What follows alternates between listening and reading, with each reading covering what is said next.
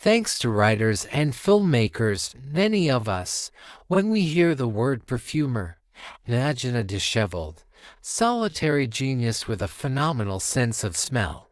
In reality, perfumery, like many other fields, left the era of lone geniuses behind long ago, and behind the small bottle of your wife's favorite fragrance stands the work of hundreds, if not thousands, of people. Yet reality is no less fascinating in its own way. In fact, it all begins rather mundanely. Specialists at a perfume house draw up a brief for fragrance developers. It describes the key components of the new product, the scent, and the price.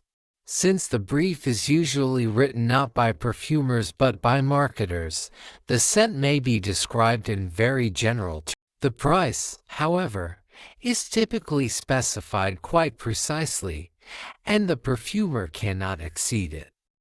That said, the perfumer can suggest adjustments if the brief is overly rigid and he knows his palette includes components the client failed to consider. As a result, the initial order may circulate between client and developer until it finally takes its definitive form. You've probably already realized that the term perfume house is somewhat misleading. With rare exceptions, famous perfume houses do not actually develop the fragrances themselves. They create the overall mood, the story, the advertising, the packaging, and handle sales. Completely different people invent the scents. It wasn't always this way. In the first half of the 20th century, the phrase perfume house implied that the company necessarily employed its own in-house perfumer. However, the costs of developing new fragrances are extremely high, competition is intense, and profits are uncertain. Over time, many perfume houses became prestigious but not especially profitable divisions of companies that also deal in clothing, cosmetics, and only lastly, perfumery itself. For many, it is simply more economical to commission a fragrance externally than to maintain their own perfumer and laboratory. Exceptions include niche companies whose products are too expensive for the average consumer, as well as Chanel, Hermes, and Guerlain. Earn their money not from perfume house commissions but from scents for household products, cosmetics, flavor additives, and other inconspicuous goods.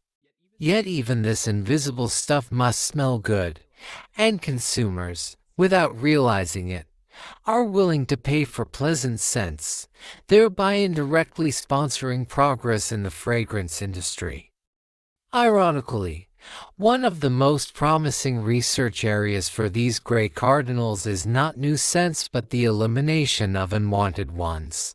It turns out that customers are often willing to pay more, and more frequently, to get rid of unpleasant odors than to enjoy the aroma of jasmine.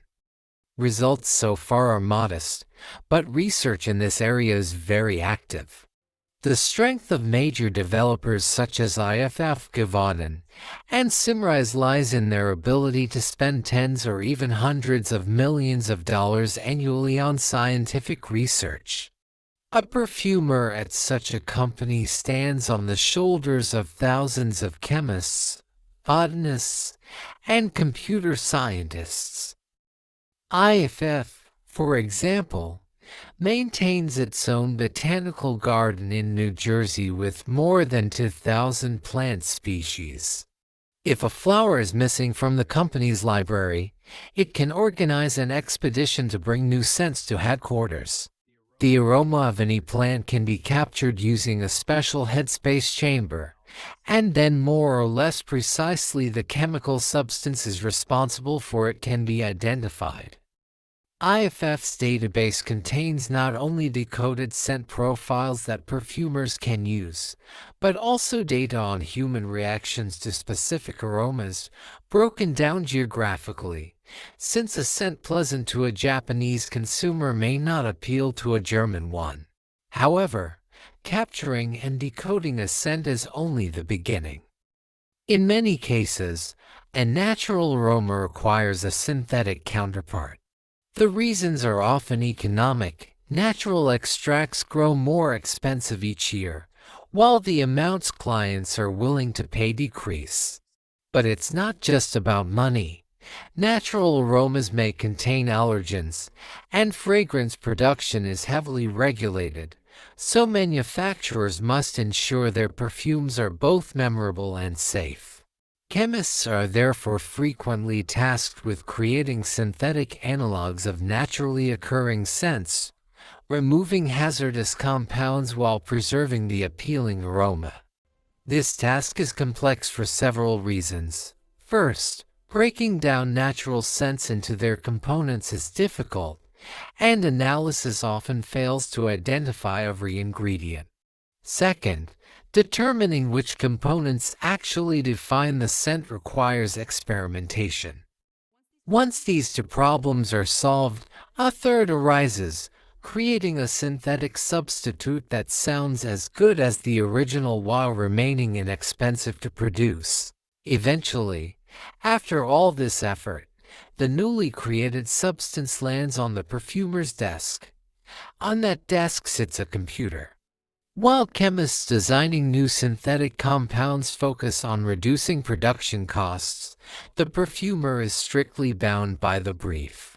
He must create a fragrance that matches the description and fits the client's budget. He repeats a similar process to the chemists, but instead of working with a single compound, he works with a palette of ingredients that will compose the final scent. Expensive options are immediately eliminated. The perfume house simply won't buy them. The perfumer's task is to create a draft formula that roughly meets the price target and then reduce costs further by selecting more economical substitutes. Each successful attempt is recalculated on the computer again and again. When the work is complete, a few finishing touches remain. Fragrance developers are largely unprotected from the whims of their clients. A client may refuse to purchase the full agreed quantity, and suing would be counterproductive. Next time the client simply won't return. Thus the great cardinals resort to small tricks to protect themselves. First, their most successful chemical compounds are either not sold at all or sold at a premium. These patented molecules are often used in perfumes because they typically produce superior results compared to unpatented analogs and help protect developers from situations where a perfume house buys a small batch and then shifts production elsewhere, say to China. Second, for similar reasons, the full fragrance formula is usually not disclosed to the client. To prevent clients or anonymous competitors from reverse engineering the final product the same way developers dissect floral aromas, natural components are added to the final composition. These components slightly alter the fragrance but significantly complicate a legal decoding, since natural chemical compounds are more complex than synthetic ones. This doesn't eliminate piracy, but without such measures, there would likely be even more copies, and the chances of them being indistinguishable from the originals would be much higher. And so the fragrance is ready. The client is satisfied and purchases the first batch. Marketers work tirelessly, inventing beautiful descriptions about barefoot French women rising at dawn to gather jasmine blossoms. In 4 out of 5 cases, those barefoot women were Indian, Moroccan, Sicilian, or most likely Egyptian because jasmine from Grasse is too expensive, and many perfumers have switched to cheaper suppliers over the past half-century. Most jasmine plantations in Grasse now exist primarily for tourists. For those curious about details, the picker works from 5 a.m. to 1 p.m. and gathers 3 to 5 kilograms of flowers in a morning. 1 kilogram contains 8 to 10,000 blossoms.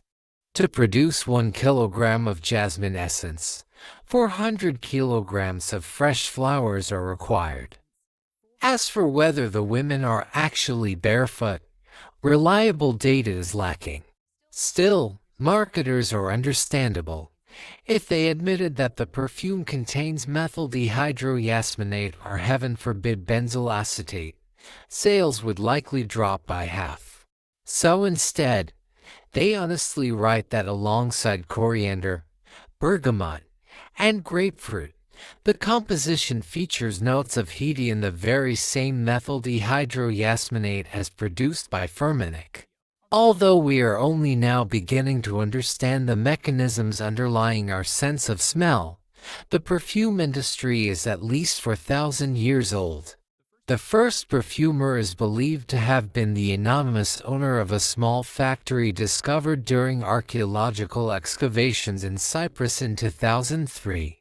Given the substantial production volumes, scientists concluded that the factory likely exported aromatic oils to other regions. In the wake of public interest in the discovery, several ancient fragrances were even released, though their antiquity is relative. Today, we know which ingredients ancient perfumers used, but we can only speculate about their combinations and methods of use.